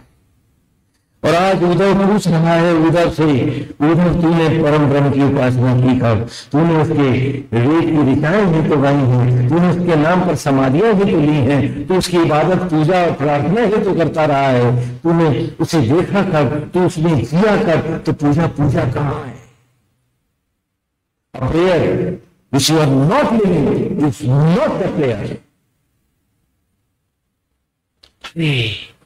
आज उद्धव को लगा है कि उद्धव खो गया है और उद्धव आज उद्धव ही को नहीं ढूंढ पा रहा है। एक विचित्र मन स्थिति आ गई है उद्धव की। उद्धव स्तब्ध है, उसे लगता है कि जैसे वो कहीं गिरता जा रहा है, कहीं अपने से दूर भटकता जा रहा है, और वो एक ऐसे धरातल पर आकर खड़ा है कि जहां उद्धव फिर अपने से को देख रहा है कि चारों तरफ ज्योतियां हैं, चारों तरफ ज्योतियां फैली हुई हैं, और उद्धव स्वयं से प्रश्न कर रहा है, उद्धव तू किनको सिद्ध करना चाहता है? ये सारी देवियां, ये ज्योतियां, ये सिद्धियां, ये तो अजर अमर है, अविनाशी है, और उद्धव तू क्षण है, आज है कल नहीं है। क्या तू ये सिद्ध कर सकता? इन्हें शुंभ निशुंभ और महिषासुर और रावण भी नहीं सिद्ध कर पाए, तो तू इन्हें क्या सिद्ध कर पाएगा? अरे ये तो देव माताएं हैं, तू इन्हें सिद्ध करने के बजाय इनमें डूब क्यों नहीं जाता, इनकी गोद क्यों नहीं पाता? उद्धव रोए जा रहा है, रोता जा रहा है, और राधा के चरणों पर लौट गया है श्री राधे की। हे महादेवी, हे महातपस्विनी, आज मेरे अंतर की आंख भी तुझे पहचान न पाई है। जैसे कृष्ण को तूने ये प्यार का रास्ता दिया है कि महिमा में आज मुझे भी आशीर्वाद दे। और राधे ने उसके मस्तक पर हाथ रखा है और उद्धव ज्योतियों में खो गया है। लीलाएं गुरुकुल में इस स्तर पर दिखाई जाती थी, हर बालक के जीवन को धोए। आजकल आप लोग खाली रस लेने का, हाँ है ना, क्योंकि इनका नाम था रहस्य लीला। रहस्य माने सीक्रेट्स, हाँ, सीक्रेट्स बीइंग डिस्प्लेड इनटू ए ड्रामा। इसका नाम पड़ा रहस्य लीला, और फिर अब हो गया रास लीला, फिर हो गई रस लीला। The depth of life, the depth of my own existence, and depth of the purpose of my existence, and the depth of the knowledge of the ultimate, which I must know, जिसके बिना मेरा मनुष्य योनि में आने का कोई तात्पर्य नहीं, कोई मतलब नहीं, कोई अर्थ नहीं। उद्धव रोए जा रहे, उनके सामने हाथ जोड़े खड़े। तभी श्री राधा की निगाह रथ पर पड़ी। देखा, साड़ियां भी हैं, आभूषण भी है, वस्त्र भी है, बड़े सुंदर सुंदर। राधा चिहुक उठी, पलट के आई। उद्धव, कृष्ण का साहस नहीं कि हमको ये सब भेजे, ये तो जरूर अपने मन से लाया है। और उद्धव अपराधी की तरह सर झुकाए खड़े। कहने, उद्धव ब्रह्म ज्ञानी, हम गोपियां हैं, हम जानते हैं कि ईश्वर को सदा ऋणी रखो तो हमें भूलेगा नहीं, उसे कर्ज में डालो। ये यहाँ ये सब नहीं चलेगा उद्धव। और गोपियों से कहा, अरे और माखन मिश्री ला के इसी के रथ में, इसी के कपड़ों पे रख दो, क्या देना, नया कर्जा मिला है, ले जाए इसे। हम गोपियां जानते हैं कि प्रभु से कभी नहीं मांगते, हम तो खिलाती हैं उनको। तुझे पता है आज भी ये कृष्ण को माखन मिश्री खिलाती हैं, तू नहीं जान पाएगा, अब आंख खुली है तो जान लेगा। हमेशा आसक्त भगवान से मांगता है। क्यों मांगता है? मेरे को ये दे दे तो मेरे घर में ये आ जाए तो मेरा ये काम हो जाए। आसक्त है ना, वो ईश्वर से हट के जीना चाहता है। भक्त क्या कहता है, मेरे को अपने में ले ले, मुझे आवागमन से मुक्त करते। तो वो मांगता नहीं, अपने को भी उनको देता है। मांगने वाला आसक्त होता है, अद्भुत होने वाला। कहा, तू तो बिन मांगे देता है। बच्चा जब तक रोता नहीं, मां दूध नहीं खिलाती, लेकिन तू तो बिन रोए देता है। तू तो सब जानता है, तो तुझसे भी क्या मांगना। हाँ, अब उद्धव जी लौटे हैं, बार बार मट्टी को उठा के माथे से लगाते हैं, धरती पर लौट लौट जाते हैं कि कैसी मट्टी है ब्रज की, कैसे लोग हैं। आए हैं लौट करके, भगवान ने स्वागत किया तो उद्धव जी ने ब्रह्म ज्ञान दिया है। और उद्धव तो रोए जा रहे, बोले क्या ये बीमारी तू भी वहां से ले आया? हाँ? अरे लगता है तू भी रोगी हो गया क्या, वही जो मेरे को बता रहा था। उद्धव जी रोने लगते हैं और कृष्ण के चरणों में लौट जाते हैं, ये गोविंद मैं आपका रूप क्यों नहीं देख पाया। तो भगवान ने कहा, उद्धव शोक मत करो, यो यथा माम प्रपद्यन्ते तथैव भजामि। गीता में भगवान कि जो मुझे जिस भाव में भेजता है उधर मैं उसे उसी भाव में मिलता हूं। तूने मुझे मित्र बनाया था तो मैं तेरा मित्र ही तो बनता। कंस ने मुझे शत्रु माना था तो मुझे शत्रु ही बन। नंद ने मुझे पुत्र माना तो मैं उसे पिता का सम्मान न देता और उसके गोद में पुत्र बन के न बैठता तो कैसे होता। आज उद्धव तू धरती में उतर आया है तो तू मेरा अतिशय प्रिय सखा भी है और मेरा सर्वस्व है। जिस भाव में भक्त मुझे भजते हैं मैं उसी भाव में उनको मिलता हूं और रहता तो मैं उनके देह में आत्मा होकर सदा हूं। मैं उन्हें नहीं भूलता, वे ही मुझे भूल जाते हैं। हाँ, राम की कथा में है ना कि जब 10 सेंसेस मेरी 10 मुंह बन जाती हैं तो मैं 10 मुंह वाला क्या होता हूं, दशानन राम। इन्हीं 10 को जब मैं बांध लेता हूँ, निग्रह करके भीतर जाता हूँ, 10 इंद्रियों को रख लेता हूँ। बैलगाड़ी में जब बैल को नकेल डालते तो क्या बोलते हैं, रखना, रख लेता हूँ तो मैं होता हूँ दशरथ, अपने आत्मा गोविंद के पास होता हूँ। ये कथाएं, ये कोरा हिस्ट्री मत मानो इसे, ये भगवान की लीला कथाएं हैं। To educate the children and who are the children, the all, हम सभी तो उनके बच्चे हैं, उन्हीं के द्वारा बनाए हैं। तो कथा का उद्देश्य ये नहीं होता है कि हम खाली उनका इतिहास सुन के चले जाएं और भजन गा के, नहीं होता है उन्हें पढ़ें, उन्हें पहचाने, उनको जाने। और बड़ी सुंदर लीला कथाएं हैं। एक और भी लीला आती है, संक्षेप में ही परिचय दे रहे हैं कि जब गोपियां और श्री राधे बहुत दुखी हुई तो ग्वालों ने कहा कि आप लोग इतने दुखी मत हो उनके ध्यान में, हम अभी जाकर के कृष्ण को मथुरा से लेके आते हैं। तो राधा ने कहा ठीक है ले आओ, लेकिन हमारी कुछ शर्त है। बोले क्या? बोले अन्न न खाता हो, पैरों न चलता हो। क्या बात है? अन्न न खाता हो, पैरों न चलता हो, मेरे पास ले आना, मैं उसी की इंतजार कर रही। तो कहने लगे तो क्या पालकी में लाएं? और उनको कहें कि पहले उपवास करो। कहने लगे जो मुझे कहना था कह दिया। जब जाने लगे तो रास्ते में उन्हें भगवान के मित्र मिले। तो वो ग्वाले जो थे वो मिले, कहने गाय चरा रहे थे। तो उन्होंने पूछा नए लोगों से कि भाई कहाँ जा रहे हो? कहने लगे हम राधा जी बहुत दुखी हैं, तो हम श्री कृष्ण को लेने जा रहे हैं। उनका कुछ कहा भी था उन्होंने? कहने लगे हाँ कहा था। ये क्या कहा था? कहने अन्न न खाता हो,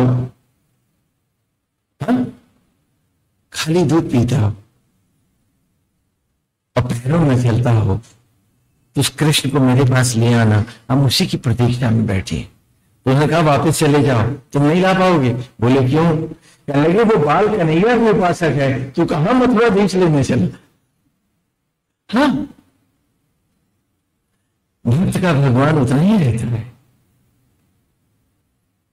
किसी भाव में भजो। कहते वो निर्गुण है, वो निराकार है, वो दिखता नहीं है। मैंने कहा अच्छा। बोले वो रूप भी नहीं बढ़ सकता। मैंने कहा क्यों, कोई और बड़ा निर्गुण है जिसने बाल लगा दिया? आज वो हम सब में प्रकट है। कहा प्रभु की मूर्त कैसी? कहा भक्त की भावना जैसी। उसमें भाव लाओ, उसमें प्यार लाओ, उसको अर्पित हो जाओ, बाहर रूप में तुम्हें मिल जाएगा। Living with Krishna, living with own आत्मन, हमेशा उसकी प्रेजेंस में जीना, उसकी अच्छाइयों में जीना, उसकी रौनक में जीना, उसकी रोशनी में जीना। हाँ, तो ये इस प्रकार की बहुत सुंदर लीला कथाएं हैं। लेकिन हम थोड़ा इतिहास को भी छूते हुए चलेंगे। जब से भगवान श्री कृष्ण मथुराधीश हुए हैं, महाराज उग्रसेन वानप्रस्थ धर्म को प्राप्त हो गए, जैसा कि उस युग में प्रत्येक व्यक्ति करता था। उन्होंने राजसूय यज्ञ किया और वो वनवासी हो गए। जरासंध, क्योंकि वो दुखी है, वो बार बार आक्रमण करता है। असुर राज जरासंध अपनी सेनाओं को लेके आता है, आक्रमण करता है वो मथुरा पर। और उसने जितनी बार वो आक्रमण करता है वो भगवान से हारता है, और हारने के बाद श्री कृष्ण उसको हमेशा पकड़ते हैं। बलराम मारना चाहते हैं तो भगवान मना करते हैं, इसको मत मारो भैया, मामियां भी तो अनाथ हैं, वो भी मारा गया तो उनका क्या होगा। लेकिन वासुदेव दाऊ को यही बतलाते हैं कि मैंने मामियों को वचन दे दिया था कि मैं जरासंध को मारूंगा नहीं। वो हर बार युद्ध करता है, वो कृष्ण को मारने आता है, लेकिन भगवान उसे नहीं मारते और हर बार उसे छोड़ देते हैं। तो 17 बार वो अटेम्प्ट करता है। सुर और असुर राजाओं का रहस्य थोड़ा सा यहां फिर स्पष्ट करें तो हमारी कथा द्वारिका की तरफ चले, मथुरा से। कि सुर और असुर दो प्रकार के राजा हैं। असुर राजा गुलाम बनाते हैं, लोगों को खरीदते हैं, बेचते हैं, असुर प्रथा में है, वो जीवों की हत्या करते हैं। असुर धर्म में नारी को भी कोई सम्मान नहीं है। पुरुष को अधिकार है चाहे जितनी नारियों को उठा के ले आए, जितनी स्त्रियों को चाहे पत्नी बना के रखे, और पुरुष जब चाहे उन्हें फेंक दे। नारी का संपत्ति पर और संतान पर भी कोई अधिकार नहीं होगा। सुर और असुर का जो झगड़ा है वो थोड़ा गंभीर वेग में चले, एक बार फिर उसे दोहरा लें तो हमारे सामने कृष्ण की कथा का जो ऐतिहासिक रूप है वो भी स्पष्ट हो जाएगा। कि सुर की मान्यता है कि ये जीवन जगत जो कुछ भी है, संसार जो है, ये प्रभु का बनाया हुआ है, पेड़ पौधे वनस्पतियां जो कुछ है इसे स्वयं परमेश्वर बनाता है और वो हम सब में बैठा हुआ है। तो हमें सबको सुखी जीवन देना है। नारी भी भोग्या नहीं है, वो भी पूज्य है। इसलिए आदिकाल से सनातन धर्म में कुंवारी कन्याओं की पूजा, कभी कुंवारे लड़कों की पूजा नहीं होती है। आज भी आप कुमारियां पूछते हैं नहीं पूछते, देवियां पूछते हैं, क्योंकि पहला अधिकार सनातन धर्म ने नारी को दिया है। बचपन में कुमारियों की पूजा, समझ लो इस बात को। विवाह के समय at the time of marriage स्वयंवर प्रथा में पति चयन का अधिकार सिर्फ नारी को है, उसी कन्या को है, किसी पुरुष को अथवा माता पिता को भी नहीं है।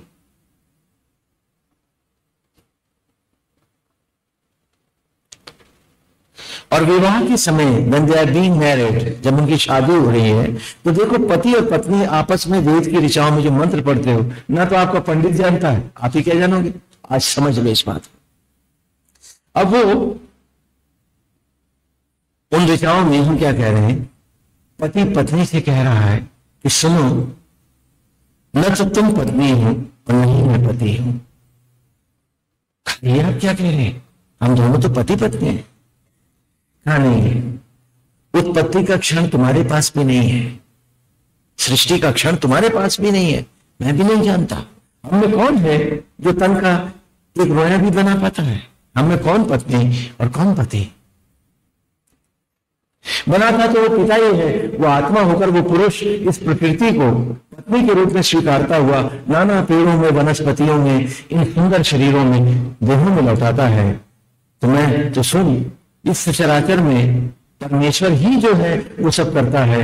आओ आज ईश्वर की लीला को हम नाटक करें, पूर्वाभ्यास करें, रिहर्सल करें। तो जीव रूप पत्नी बन, मैं आत्मा रूप पति बनता हूं। क्योंकि हमारा अल्टीमेट अपने आत्मा को पाना है। ये कोई सोशल टाइम नहीं है, ये कोई सेक्सुअल यूनिटी नहीं है, ये कोई मटेरियल कॉम्बिनेशन नहीं है, ये तो यज्ञ स्थली है, ये पवित्र तप की राह है। तो तू जीव रूप पत्नी बन, मैं आत्मा रूप पति बनता हूं। जैसे आप मंच पे नाटक देखते हैं, दो लड़के हैं, एक दशरथ बना है और एक कौशल्या। आप जानते हैं ना दोनों लड़के हैं, शायद पहचान भी जाए कि दोनों भाई हैं। बड़ा भाई छोटा था इसलिए कौशल्या बना दिया गया, और छोटा भाई लंबा था तो उसे दशरथ बना दिया। दोनों दिखते नहीं दिखता। अब वो दशरथ बना लड़का और कौशल्या बना उसका बड़ा भाई। डायलॉग में क्या बोलेगा, हाँ वो छोटा भैया बड़े भैया से क्या कहेगा कौशल्या जी से, ये मेरी प्राण प्यारी। और बड़े भैया कौशल्या बने तो क्या कहेंगे, आज्ञा करें प्राणनाथ। नहीं बोलो, ये थोड़े ना कहेंगे, अरे छोटे तो हिम्मत नहीं मुझको ऐसा कह रही, बोलेगा तो सारी राम लीला गड्ढे मड्ढे ना हो जाएंगे। बोलो, तो क्या ये जगत एक नाट्यशाला है, हम सब इस नाट्यशाला के किरदार हैं। एक घटना याद आ गई, थोड़ा सा आपको बताते हैं कि गांव में रामलीलाएं होती हैं। हाँ, तो बचपन से हम लोगों की भी देखी है। जैसे गांव में रामलीला हुई 7-8 दिन, 8 दिन 9 दिन 10 दिन रामलीला हुई, उसके बाद शोभा यात्रा निकाली जाती है। तो छोटे छोटे बच्चों को, एक को राम बनाया, एक लड़के को जानकी बनाया, एक भरत शत्रुघ्न जी बने और हनुमान जी भी बिठाए गए, और वो पूरी उनको मुकुट उकुट गहने पहना करके बच्चों को खूब सजाया। और फिर जब रथ यात्रा निकली तो हर घर में उनकी पूजा आरती हुई, सबने उनको बच्चों को मिठाइयां खिलाई, उनके माँ बाप ने भी बच्चों की पहुंच छुई, और सारा दिन रथ यात्रा चलती रही और बच्चों की जय जयकार होती रही। तो जब रथ लौट के आया तो लड़के फैल गए, क्या लगे अब हम घर ही नहीं जाएंगे। बोले इसमें यहाँ बड़ा मजा आता है, हम तो यहीं रहेंगे, तुम रोज हमारी रथ यात्रा ही कराओ। बोले क्या कर रहे हो, बोले और क्या, घर में हमको मार पड़ती है, हमें सबके पाँव छूने पड़ते, और यहाँ तो मम्मी पापा भी हमारे पाँव छूते, अब हमें आरती था तो मिठाई खिलाते हैं, अब हम पिटते हैं घर में, हम घर ही नहीं जाते, तुम रोज हमारी रथ यात्रा ही कराओ। वो कमेटी वाले समझाए कि बेटे वो तो साल में एक बार होती है। बोले नहीं, तुम तो रोज कराओगे। बोले ये किरीट मुकुट दो, रात हो रही है, घर जाओ अपने, हमको भी तो सब बंद करके जाना है, अब रामलीला खत्म हो गई। तो उन्होंने कहा हम तो न मुकुट देंगे, न गहने देंगे, न कपड़े उतारेंगे। तो हार के कमेटी वालों ने जबरदस्ती उनके कपड़े, मुकुट, गहने अपने जो थे उतारे, उनको उन्हीं के कपड़े पहना के कहा चलो तो घर जाओ। तो बेचारे रोते हुए घर को गए। काश हम सबको भी याद रहता, काश इस छोटी सी भोली घटना को ईमानदारी से अपने जीवन को एक बार पढ़ पाते। क्या याद नहीं तुमको कि चिता की लकड़ियों पर इस जगत रूपी रामलीला कमेटी वाला ये तुम्हारी चमड़ी भी उतार लेगा। ये दे वापिस, ये तो कमेटी का कपड़ा है, तू कहां ले जाएगा? हाँ, उधार की चमड़ी तुम्हारी, वो कहेगा तो अगले साल जब फिर रामलीला सजेगी तो इसी कपड़े से मैं नई ड्रेस बनाऊंगा, यही राख से फिर आनंद में और शिशु का रूप लेगी, वो नया किरदार जो जन्म लेगा फिर वो उसको पहनेगा। ये तेरी थोड़ी ना है। अरे जब ये कपड़ा तुम्हारा नहीं है तो इस धरती पर और तुम्हारा सिवाय उस आत्मा के और कृष्ण के। क्यों हम भौतिकताओं में, मटेरियल में भागते हैं? वो तो बच्चे भोले ज्ञानी थे, और यही वो पति पत्नी से कह रहा है कि हम सब तो किरदार निभाने आए। ये रिहर्सल है, this is not the real marriage. असली मैरिज तो तब होगी जब आत्मा रूपी पति के साथ जीव रूपी पत्नी की ग्रंथि जुड़ेगी, जो कल आपने वेद में हमसे सुनी है, मधुचंदा ने जो गाया था कि जब तक जीव और आत्मा का मिलन नहीं होगा, no marriage is settled. We are doing only, ये तो खाली रिहर्सल है। तो तू जीव रूप पत्नी बन, मैं आत्मा रूप पति बनता हूं।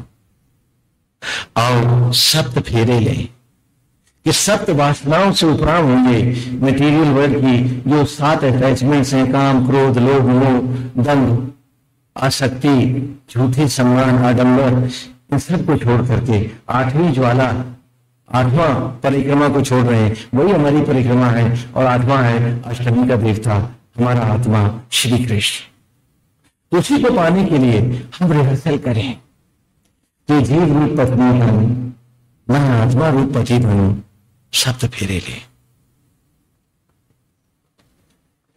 तो विवाह से पहले तू अपने पिता के द्वारा दिए हुए सारे आभूषण और वस्त्रों का परित्याग कर दे, और मैं जो लाया हूं उनको धारण कर, और तू बदले में मुझे अपना गांडीव दे। दुर्गा यज्ञोपवीत जो मैरिज पे होता है आप लोगों में, ये यज्ञोपवीत उस कन्या का है। दुर्गा कौन है? जो आपकी बगल में बैठी है, फेरे फिरवा रही है। तो कहा तू अपना गांडी मुझे, यहां जनेऊ आपके 2 हो जाते हैं ना, क्यों होते हैं? हाँ, तो तू अपना गांडी मुझे धारण करा, मेरे वस्त्रों को धारण कर, और तब विवाह के लिए आ। और मैं आज इस यज्ञ की ज्वालाओं के सामने कसम खाता हूं, संकल्प लेता हूं कि मैं भौतिक, कि मेरी संपत्ति पर, संतान पर, हर चीज पर पहला हक तेरा होगा, फिर मेरा होगा। क्योंकि आत्मा कोई हक नहीं रखता, और मैं तो आत्मा हूं, तू जीव है। आज ईश्वर ही, आत्मा ही हर बालक को उत्पन्न करता है, लेकिन वो तो नहीं कहता कि मेरा बेटा है, जीव ही कहता है कि मेरा बेटा है। तो पहला अधिकार भी तेरा है, क्योंकि यही सृष्टि का नियम है, लॉ ऑफ नेचर। और कहा कि भौतिक जीवन में मैं तुझे बाएं रखूंगा। क्यों बाएं क्यों रखूंगा? क्योंकि जीवन, लाइफ इज ए वॉर, ये तो युद्ध है, ये संग्राम है। तो मैं तुझे बाएं रखूंगा, तेरी रक्षा करूंगा, तेरा कवच बनूंगा, दाएं हाथ से लड़ाई जो करूंगा तो तुझे अपने बाएं रखूंगा। लेकिन पूजा में, यज्ञ में, ईश्वर के रास्ते में, प्रभु प्राप्ति में तू सदा मेरे दाएं बैठेगी। धर्म पर भी पहला अधिकार मैं तुझको ही दूंगा। असुर ने कहा तू धर्म स्थान पर भी नहीं जा पाएगी। अब बात बहुत से जो उससे प्रभावित हुए, कालांतर में भी जो संप्रदाय आगे बढ़ते चले गए, सुधरते भी गए, लेकिन उनके अतीत में भी औरत को कभी आजादी नहीं दी गई। हाँ, उसके मानवीय अधिकारों से उसे रीता रखा गया। लेकिन धर्म ने कहा कि नहीं, धर्म पर भी पहला अधिकार तेरा होगा, उपरांत मेरा होगा। भगवान राम जब यज्ञ करने के लिए आए तो यज्ञ के आचार्य ने कहा कि जब तक पत्नी आदेश न दे आप यज्ञ कर नहीं सकते। पत्नी कहां है? तो फिर मूर्ति बना करके रखी गई थी, दाएं बिठाई गई थी। ये सनातन धर्म है। लेकिन दुर्भाग्य से बहुत से विचारों के प्रभाव में आने के कारण आज आप लोग भी अपनी मां, बहन और बेटी का सम्मान नहीं करते हैं। इससे ईश्वर प्रसन्न नहीं, दुखी होता है। हाँ, क्या धर्म आपके इस आचरण को अच्छा मानेगा? हाँ, जो सच्चे उपासक हैं, जो पुजारी हैं, वो ये नहीं बोलते कि नारी भोग्या नहीं, वो तो जगत जननी है, जगदम्बा है, नव दुर्गा है। वो मंदिर कैसा जहां इनकी मूर्तियां ना हो। ब्रह्मा, विष्णु और महेश की मूर्तियों के साथ नव दुर्गा की 9 मूर्तियां रखते हैं। 3 गुना बड़ा सम्मान देते हैं नारी को। क्योंकि दूसरे धर्मों में था कि ये नहीं कर सकती, वो नहीं कर सकती, इसकी परछाई भी नहीं पड़ने, तो आप लोग भी फैल गए, उन्हीं की देखा देखी भटक गए। ऐसा नहीं है। लेकिन असुर ऐसा करता है कि रावण जब जानकी का अपहरण करके ले जाता है, चुरा के ले जाता है, और मंदोदरी उसकी पत्नी कहती है कि आपने गलती करी, तो रावण उत्तर देता है कि मैंने असुर धर्म के खिलाफ क्या किया है? कुओं में जहर मिलाना, धोखे से मारना, विश्वास में लेके विश्वासघात करना, अंधेरे में चोट करना, ये तो हमारे युद्ध के कला कौशल है, ये तो हमारा धर्म है। जिसमें हमने गलत क्या किया? हमने अपने धर्म के मुताबिक ठीक किया। अब आप दुनिया भर में जाओ कि आपके जवानों के उन्होंने अंग काटे, उनका कहना हमने तो अपने धर्म से ठीक किया। अल्लाह कहे कि जिनेवा कन्वेंशन के अगेंस्ट किया है, लेकिन जिसने जो नहीं मानना है उसने वो नहीं मानना है। जो जिससे प्रभावित है वो उससे प्रभावित है। तो किसी भी इनह्यूमैनिटी को वो धर्म मानता है। तो अपनी अपनी सोच है। हम किसी पे कटाक्ष नहीं कर रहे, हम तो केवल स्पष्ट कर रहे हैं असुर असुर। तो असुर का वो धर्म है, ये उठा लेना, लूटना, हाँ, उनके जीने के अधिकार वंचित करना। उनका कहना है कि जो कुछ धरती में जो कुछ भी बना है वो पुरुष के लिए है, नारी भी भोग्या है, और वो जैसे जो उसको चाहे जैसे रखे, वो उसे पूरे अधिकार है। और जरासंध असुरराज है, कृष्ण सुरनायक। जिसने थोड़ा सा परिचय दिया है जिससे आप समझ लें कि उस वक्त भारत में और भी बहुत से राजा हैं जो असुर हैं, जैसे दंतवक्र, भौमासुर और नाना प्रकार के असुर राजा हैं, जो 50-50, 60-60 हजार लोगों को खरीदते हैं, चुरा के लाते हैं, खरीद के लाते हैं, और फिर उनको गुलाम बना करके बेचते हैं दुनिया भर में। श्री कृष्ण का जो युद्ध है वो इसी असुरत्व के खिलाफ है। ग्वालों ने हथियार उठाए और कंस के जैसे साम्राज्य को ध्वस्त करके दिखा दिया। और उस वक्त भी जब उन्होंने अस्त्र शस्त्र धारण किए थे तो सबने एक साथ कसम खाई थी कि हम सत्ता के लिए, हम धरती के लिए कभी संग्राम नहीं करेंगे। हम निरीह और सताए हुए लोगों के लिए, औरतों की, अबलाओं की रक्षा के लिए, भोले बच्चों की रक्षा के लिए, निरीह पशु पक्षियों की रक्षा के लिए ही हम अस्त्र शस्त्र धारण करेंगे। जो इनके सुख में बाधक होगा, जो इन्हें मारना चाहेगा, जो इनके स्वतंत्र जीवन में विष बोलेगा, हम उस असुरत्व को मिटा देंगे। इसीलिए आगे आप देखेंगे कि महाभारत युद्ध में जब अर्जुन दुर्योधन को बुलाने आए तो उन्होंने कहा हम सत्ता के लिए कभी युद्ध ही नहीं किए, हमने हथियार उठाए नहीं कभी, हम कैसे इस युद्ध में सम्मिलित हो सकते हैं। अब बलराम जो बड़े भाई थे दाऊ, वो तो हिमालय चले गए, बोले मैं ऐसी लड़ाई देखना भी नहीं चाहता। लेकिन अर्जुन ने जब बहुत पांव पकड़े तो उनका ठीक है मैं तुम्हारा रथ ही चलाऊंगा, युद्ध नहीं लड़ूंगा। क्योंकि we never fought for positive gains और material purposes, we always fought for humanities, for dignities. मेरा कोई युद्ध चीज को पाने के लिए अर्जुन कभी नहीं हुआ है। और इसीलिए कृष्ण ने हथियार नहीं उठाए थे महाभारत में। सुनो, अगर मेरे पास सत्ता है, शक्ति है, तो मैं उसका मट्टी के लिए दुरुपयोग नहीं करूंगा, सत्ता के लिए, राज्य के लिए नहीं करूंगा। ये सब मानवता के लिए है, मानवता की मानवीय मूल्यों की रक्षा के लिए है, मनुष्य को सत्य की राह देने और अध्यात्म के लिए है, कुछ पाने के लिए नहीं। युद्ध भी सेवा के लिए है हमारा। और आज भी कृष्ण की इस परंपरा को देखो, राम की परंपरा को देखो, राम ने भी रावण को जीतने के बाद लंका को गुलाम नहीं बनाया, नहीं बनाया। विभीषण को स्वतंत्र सम्राट घोषित करके श्री राम लौट आए। और भारत की सेनाओं ने वही दोहराया कि वो ईस्ट पाकिस्तान को बांग्लादेश में आजाद करा करके उन्हें स्वतंत्र राष्ट्र घोषित करके लौट आए। हमने उन्हें स्लेव नहीं बनाया, गुलाम नहीं बनाया, क्योंकि हमारी रक्त में नहीं है किसी के सुखों को धुआ देना, उसे लूट लेना। Inhumanity cannot be termed as bravery.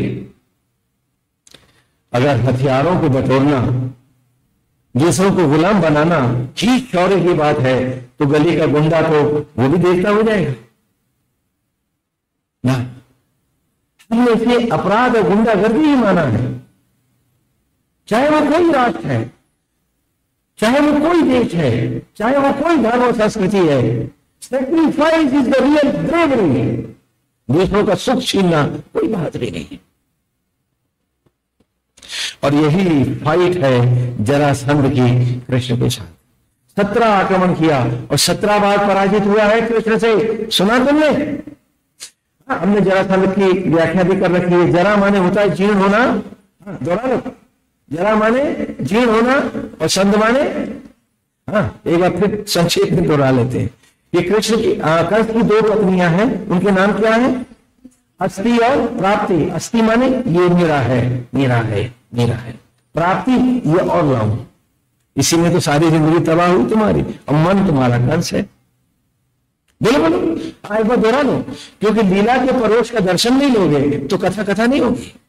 तो मन कंस की 2 पत्नियां हैं, अस्थि और प्राप्ति। ये मेरा है, you can not divide it, you can not snatch away it from me. ये मेरा है। मियां बीवी में भी मेरा मेरा में झगड़ा है, हर घर में है नहीं? बोलो बोलो, जिसके ना होता हो वो हाथ उठा के दिखाओ तो एक ही आदमी उठेगा। अस्थि और प्राप्ति की भक्ति हो रही है हर घर में, ये मेरा है। और असुर अभी सुनाई थे, विषय वासनाएं ये असुर है, ये कंस की सेना है। तो पहले कंस तुम्हारी जिंदगी के बाजे बजाता है, कहता प्रे करते रहो, प्रेयर करते रहो, पूजा करते रहो, इबादत करते रहो, लेकिन जाओ मेरे पास, कोई फर्क नहीं पड़ता, जाते रहो, कुछ होने वाला नहीं। और जब वो अच्छी तरह से तुम्हारे गंदे स्वभाव, तुम्हारे गंदे आचरण, तुम्हारे गंदे खान पान, अपने शरीर का दुश्मन बनने के कारण जब वो तुम्हें अच्छी तरह से तोड़ लेता है, कंस, अस्थि और प्राप्ति, तो अपने ससुर साहब के पास तुम्हें पार्सल बना के भेजते हैं कि पिताजी अब आप इसका आनंद लीजिए। तो जरा माने होता है जीर्ण होना, कमजोर होना, खंडित हो जाना, और संध माने संधियां, गाउट आया, स्पॉन्डिलाइटिस आई, सारे टूट गए, घुटने पकड़े चल रहे। बोले क्या, कौन है? बोले जरासंध आया हुआ है। उस युग में जब कोई टेढ़ा टेढ़ा चलता था, बोला अरे जरासंध आ गया इसके।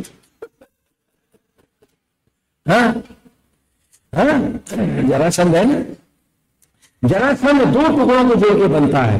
और हमने भी जो संसार और ईश्वर को 2 अलग अलग मान के जीता है, वो जरासंध ही तो है। हमें तो संपूर्ण कृष्ण जीना था, तो जरासंध हर बार हारता। कितनी बार हारता? 17 बार हारता। और यहां तो पहली बार में ही जीत जाता है, खा लेता जरासंध है।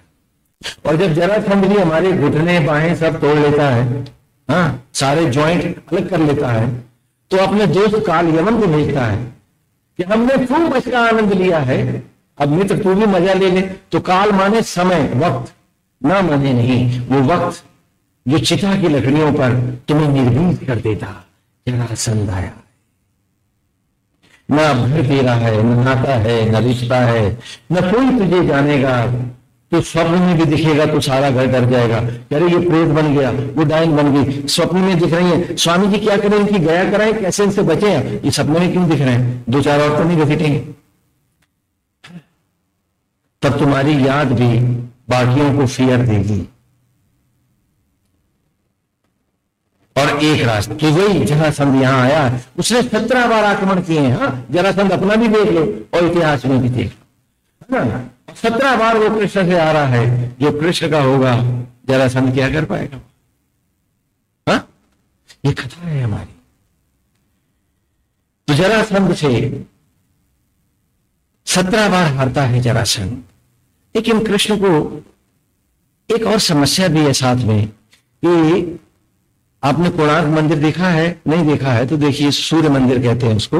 उसका कारण है कि सूर्य भी सूर्य को देवता मानता है, सूर्य कहता है, और असुर भी सूर्य को अपना देवता मानता है, तो वो भी उसे अवरुण कहता है या असुर कहता है, असुरराज कहता है। अवरा माजदा कहता है, वो असुरराज कहता है, दोनों सूर्य की उपासना। तो वस्तुतः जो कोणार्क मंदिर है, जहां से रथ यात्रा होती है ना उड़ीसा में, हाँ, भगवान की, भगवान बलभद्र की, कृष्ण और सुभद्रा की जो होती है, जो रथ यात्रा होती है, वो भी जरासंध का प्रदेश है, जिसमें पूरा बिहार का इलाका भी उसी का था। बिहार से उड़ीसा तक जरासंध जो है, जगन्नाथपुरी का जो मंदिर है, ये पूरा का पूरा उसका साम्राज्य था। तो जरासंध, जिसे आज आप सूर्य मंदिर समझते हो, वो उसका अय्याश गाह थी, जहां गुलाम बंदी लड़के लड़कियों को वो बेचता था, और यहीं से उसकी शिपमेंट होती थी, और वो शिप्स के द्वारा पूरे सीलोन से परिक्रमा करते हुए वो वेस्ट में जाते थे। वो शिप गुलामों को खरीद करके ले जाते थे। तो कृष्ण को लगा कि इस जरासंध के, ये जो भारत के बच्चों और बच्चियों को बेच रहा है, ये उन मासूमों की जिंदगी तबाह कर रहा है, मैं मथुरा में बैठ के नहीं रोक सकता। तो उन्होंने द्वारिकाओं की कल्पना की। एक द्वारिका नहीं है, 101 है। हाँ, 100 तो विदित थी और एक गुप्त थी। इसीलिए आज भी जहां 100 द्वारिका थी, आज भी उस प्रदेश का नाम क्या है? सौराष्ट्र। हाँ, गुजरात का प्रदेश है ना, क्या कहते हैं उसे? सौराष्ट्र कहते हैं। भावनगर से लेकर और सिंधु नरेश की सीमा तक। हाँ, जब सरदार पटेल यूनिवर्सिटी में हमको इसी पे बोलना पड़ा, तो हमने कहा 100 द्वारिकाएं थी, तो यूनिवर्सिटी के लोग हमारे पीछे पड़ गए, कहना चलिए दिखाइए। तो I give them all the 100 locations, क्योंकि अभी तक तो सारी किताब में एक ही द्वारिका आ रही थी। और उसके बाद फिर नेवी को लगाया गया, तो 34 उन्होंने डिटेक्ट कर ली थी, तो सागर में डूबी हुई है वो। तो 34 द्वारिकाएं मिल गई हैं। और जो अभियान का चीफ था, उसने कहा कि स्वामी जी, लगता है हम 100 पूरी कर लेंगे, क्योंकि अभी बाकी जगह हमको एक्सप्लोर करनी है, लोकेशंस मिल जाएंगे आपको। एग्जैक्टली उसने 100 द्वारिकाएं बनाई थी कि जितना शिपमेंट इधर से गुलामों को जाएगा, इन द्वारकाओं को, द्वारका मीन्स द एंट्रेंसेस, द्वार समझते हैं, द्वार डोर को कहते हैं, दरवाजे। हाँ, तो एंट्रेंसेस थी है कि यहां से हम वॉच करेंगे उनको, और उसके बाद घेर करके उनको हम यहीं लूटेंगे, और उन बंदियों को छुड़ाएंगे, और छुड़ा करके हम उन्हें फिर पवित्र जीवन देंगे, उन्हें सुखद जीवन देंगे, और उनको जीने का सहारा देंगे। इसीलिए वो मथुरा से द्वारिकाधीश हो गया था। ऐतिहासिक जो घटना है, तो उसने एक नहीं 100 बनाई थी, 100 आइडेंटिकल थी, कि अगर असुर चाहते भी अटैक करना, तो हर बार कंफ्यूज हो जाते थे कि which one is the real one, वो ढूंढ ही नहीं पाते थे। और इस तरह से जितनों को जरासंध बेचता था, तो उनको वहां वासुदेव की सेनाएं उसने, और सच पूछिए तो कृष्ण के पीरियड में ही हमें नेवल फोर्सेस मिलती हैं भारत के इतिहास में, क्योंकि राम के जमाने में आपको याद है ना, पुल बनाया गया था, है ना। तो पहली बार अगर नेवल फोर्स बनी है ना, और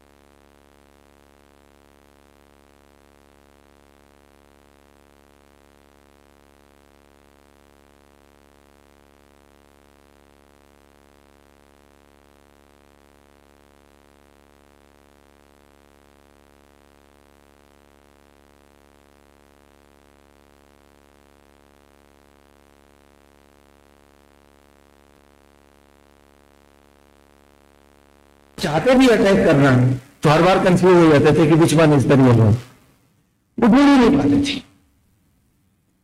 और इस तरह से जितनों को जरासंध बेचता था तो उनको वहां वासुदेव की सेनाएं उसने, और सच पूछे तो कृष्ण के पीरियड में ही हमें नेवल फोर्सेस मिलती हैं भारत के इतिहास में, क्योंकि राम के जमाने में आपको याद है ना पुल बनाया गया था, है ना। तो पहली बार अगर नेवल फोर्स बनी है ना, और सोफिस्टिकेटेड वीपन्स भी आए हैं जिससे कि वो असुरों को परास्त करने लगा था, तो ये कृष्ण की ही डेवलपमेंट थी।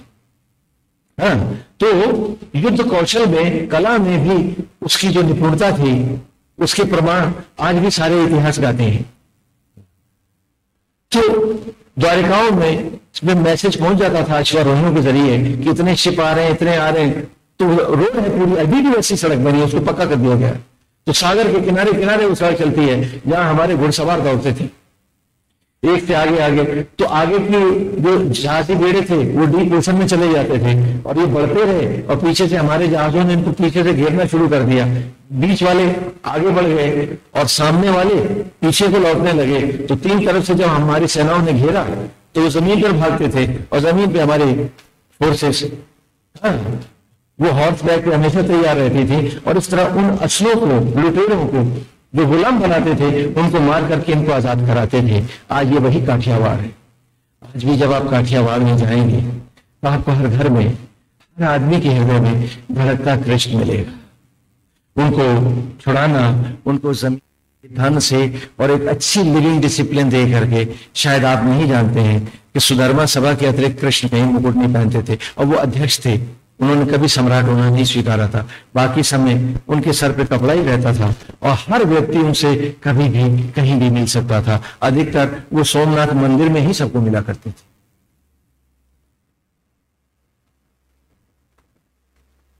तो सबको गीता का अमृत ज्ञान देना, उनको सुशिक्षित जीवन देना, आज जो काठी संप्रदाय है आज भी कृष्ण उनका है। और इन्हीं के पूर्वजों को हमने असुरों से बचा लिया था, इनके जीवन को नष्ट नहीं होने दिया था। इसलिए वो हर दिल की धड़कन था, हर दिल अजीज था, हर आंख जाती थी उसको, हर दिल धड़कता था उसके लिए, हर तड़प उसके लिए जाती थी।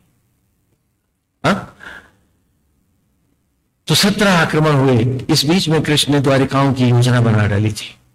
तो लगभग आधी से अधिक मथुरा नगरी जो थी, जो सेनाएं थी, वो द्वारिका पहुंच गई थी। और जब कृष्ण द्वारिका छोड़ के जा रहा था तभी उनको सूचना मिली कि जरासंध 18वीं बार आक्रमण करने आ रहा है।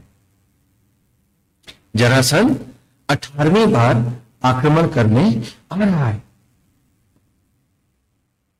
लेकिन उस वक्त सारी सेनाएं कूच कर चुकी थी। मार्ग में ही वासुदेव को सूचना मिली तो उन्होंने पीछे अश्वारोहियों को भेज दिया कि बाकी लोगों को सूचित कर दो कि जरासंध आ रहा है, और वो सारी मथुरा नगरी को नेस्तनाबूद करेगा। जो हमारे साथ नहीं आए हैं वो दूर दूर गांव में चले जाएं, क्योंकि वो आक्रमण करने आ रहा है और हम लोग भी मथुरा में अब नहीं है। तो कृष्ण तो जा ही चुके थे। तब मार्ग में उनको काल यवन आता दिखा, क्योंकि जरासंध जब 17 बार हारा तो उसने अपने मित्र काल यवन से कहा कि तुम उधर से आओ और मैं इधर से आता हूं और मथुरा में मिल करके ही आक्रमण करेंगे। लेकिन क्योंकि हमारी फौजें, भगवान की फौजें पहले ही जा चुकी थी, आगे बढ़ चुकी थी, तो उस वक्त मथुरा जरासंध से तो युद्ध हुआ ही नहीं। लेकिन मार्ग में जो काल यवन की फौजें बढ़ती हुई मिली तो काल यवन के साथ युद्ध हुआ और काल यवन मारा गया।